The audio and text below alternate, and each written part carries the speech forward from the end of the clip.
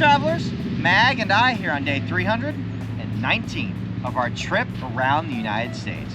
This morning, we woke up and pushed our way out of Oregon to come into Washington to go ahead and begin this portion of our trip. We'll be spending the next week or so here in Washington, running through our route, making our way all the way up to the northern edge of the state before we turn around and make a straight drop south back into Oregon. We don't need anything on the western side of the state. So everything west of Tacoma, we're just gonna go ahead and ignore. That means for us, once we come all the way back around our route through the state and hit the I-5, that is the straight drop south for us to finish this state in one go. For our first day, we're gonna be covering 320 miles, but of that 320, we've already covered about half of it getting up here and knocking some of that off of our route with what we did near the Portland area.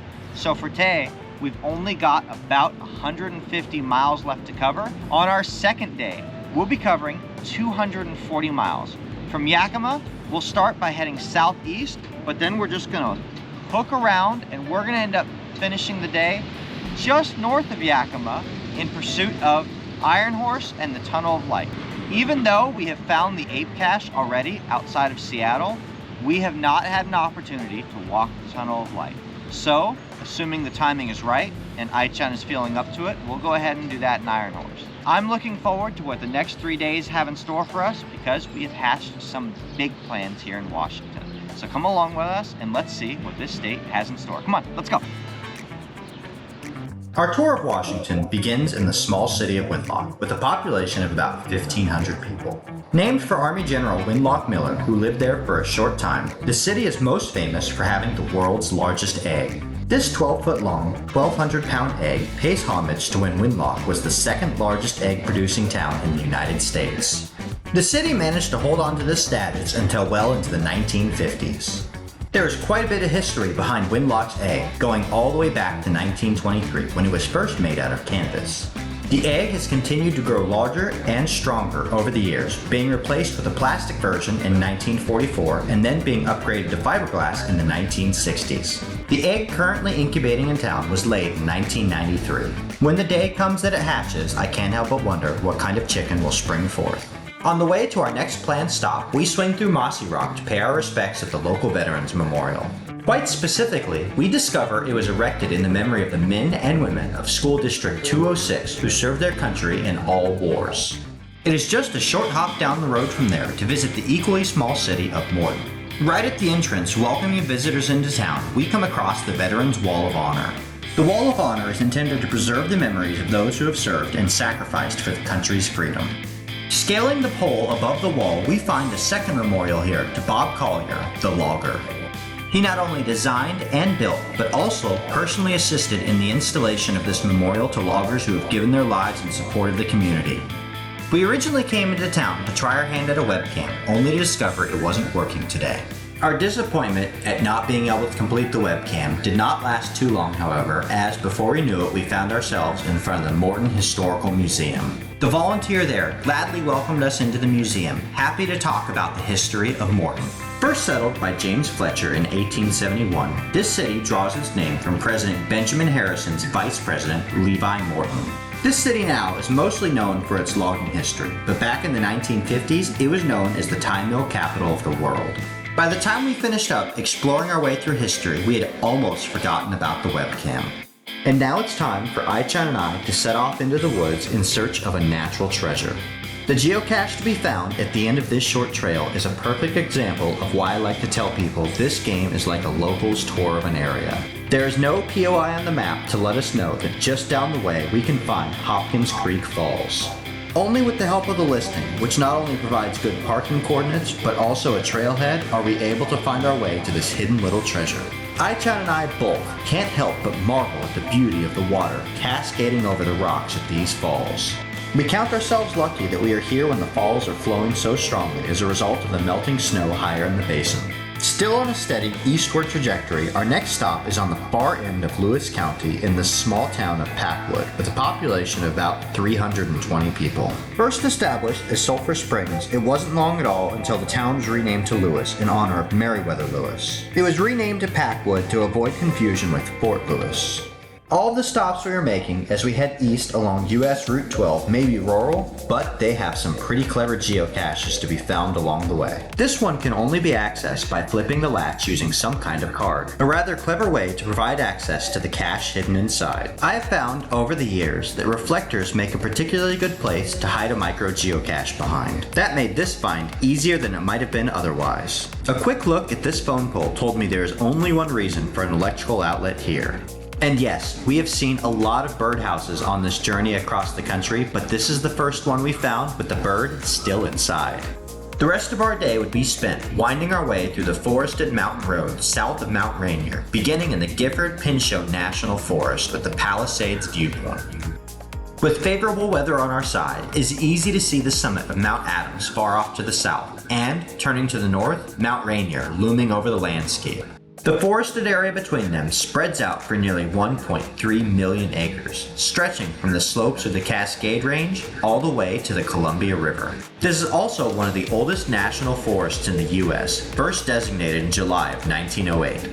Next, passing into the Wenatchee National Forest, we stop in to take in the views of the Clear Creek Falls overlook. From here we observe the falls taking a 228-foot plunge into the canyon below. The forest spread out below us from the overlook spans an area of about 1.7 million acres, extending for 137 miles along the eastern slopes of the Cascades between Okanagan National Forest and the Gifford Pinchot National Forest. With all of this forested land available along our route, there are plenty of opportunities for us to stop off, hit a trail, and go find some geocaches. I-chan liked these stops because the brush on the forest floor wasn't too heavy for her to pick an easy path through. She happily followed me out to do her part in helping to make the find each time. And somewhere out there in the forest, we came across an abandoned mine shaft with somebody who spent maybe a little too long looking for the prize. Poor guy, little did he know that the flashlight he was holding on to was actually the geocache that he was probably out here looking for in the first place. Don't worry, I returned everything the way it was. No ghosts for me. Our first full day spent here in Washington begins to draw to a close as we approach the shores of Rimrock Lake. This beauty to behold acts as a storage reservoir for the Yakima project with an available capacity up to 198,000 acres. We follow its shore east under the fading light, ready to find a place to bed down before we begin again in the morning. The next morning, we awaken to a prehistoric site in the city of Granger, where dinosaurs roam. This may be a relatively small city in Yakima County, with a population of only about 3,600 people, but it sure does leave a big footprint. Following the tracks of what could only be an oversized reptile, you can take a tour of this town that was founded back in 1902. The dinosaurs played no role in its founding though, not appearing on the scene until much later. They didn't actually begin to hatch until the early 90s when the Public Works Department decided to build a life-size cement dinosaur. This baby Brontosaurus was the first to evolve out of that project. But he would be far from the last, with many dinosaurs following his lead to migrate into town. From the playground in the park, to the shelves of the library, and the offices of City Hall, these dinosaurs have invaded every facet of the city. They keep coming too, with more than 30 dinosaurs in the city and a new one showing up on site every single year. Under the watchful eye of our Jurassic friends, we visit the 9/11 Twin Towers Memorial. Dedicated 10 years to the day after this tragic event, this memorial features the Flag of Honor, which bears the names of each of the victims who lost their lives during the terrorist attacks that day. With the dinos in our rearview mirror, we passed through the Hanford Reach National Monument, a landscape completely untouched by agriculture or development in more than 80 years. On the other side, we reached the city of Othello with a population of about 8,500 people. It doesn't take us long at all to discover that there are several good geocaches to be found around Othello. Our pursuit of these very creative hides leads us right into the heart of the history of the city at the Old Hotel. This hotel, originally built for railroad workers in 1912, has become the artistic and historical hub for the city. It now serves as both an art gallery and the central point to preserve historically significant structures to the city. Finally getting to use the interstate for a bit, we hop on I-90 to the Wild Horse Scenic View Area and Hiking Trail. This fairly short trail leads straight up to a monument known as Grandfather Cuts Loose the Ponies. These galloping beasts, easily visible from the interstate below, first began their run across the hilltop in 1989 in preparation for Washington's centennial celebration. The original project, a 36-foot tall woven basket made of steel with the horses running free within, never quite came to fruition. Despite that, the 15 life-size horses depicted in a full-out run are quite the sight to see. When we come down from the top of the hill, we make a big loop on the interstate to come around to the other side of the rest area. From this side, we follow a short hiking trail that leads us to the cliffs high above the Columbia River, far below. Gazing over at sparkling waters across the chasm, we peer into Ginkgo Petrified Forest State Park. This is the kind of place where it'd be easy to lose an hour or two, just soaking in the view. And, as it turns out, we're not the only ones facing that problem. We're out here traveling through the eastern side of the state. We met up with Carlos, told him about geocaching, asked if he wanted to come find one nearby. Yeah. And we're standing on the ground zero. Carlos, you want to do us the honors? I'll do it. It's the first one. So, alright. You might want to just get in on this action. This is pretty cool, bro. I've never done something like this. Geocache. Very first geocache. Right on, Carlos. Nah, that was all you, bro. Making a find with our new friend Carlos got Aichan and I motivated to get out there and make some other finds on the trail as well. Now that we are across the mountains into the eastern side of the state, the forests are no more. Instead, we're searching for the geocaches in large piles of rocks. Occasionally though, rather than the rock itself, it may be an object nearby hiding the prize we seek. We didn't allow the change of pace to slow us down though, continuing to cache further on down the road. Occasionally, when you see the ground zero, you're immediately sure what the geocache is. But occasionally, your geosenses may be just a little off the mark. It's always entertaining to approach a ground zero thinking that you're going to end up with one container and instead ending up with something else altogether. That's a big boy right there. Our day quickly draws toward its close as we come into the city of Ellensburg, the county seat of Kittitas County with a population of about 18,000 people. This city plays host to Central Washington University, which was founded in 1891. We first rolled into the campus in pursuit of a two-stage multi, which ended up being pretty clever. Since we had arrived after hours though, we had the campus practically to ourselves, so we set off to explore. I knew right away that this would be the perfect place to burn off any of Aichan's excess energy before we bed down for the night. Not only were there several additional physical geocaches to pursue, but also a couple of adventure labs with stages across the grounds. Each time we would reach the end of a pathway and turn a corner, it seemed like we would come up against another piece of art to admire. My excitement over this impromptu tour of the campus turned into full-out elation when we discovered the Japanese gardens nearby. Built in 1991 by designer Masa Mizuno, this 30,000 square foot garden will have you feeling like you're walking right through the heart of Japan. I hope it served as a little bit of a warm-up for Aichan, as she'll be running through the heart of Japan in practically no time at all. By the time we finished our tour of campus, the sun was setting on another beautiful day spent in Washington.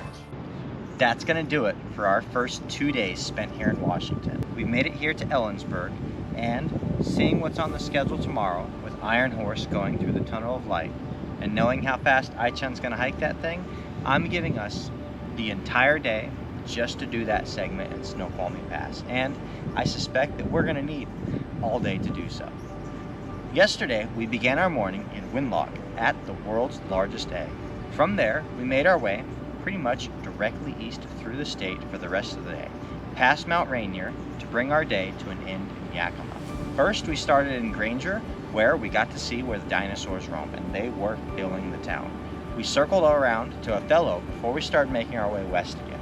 Now we're bringing our day to an end in Ellensburg at the Central Washington University campus.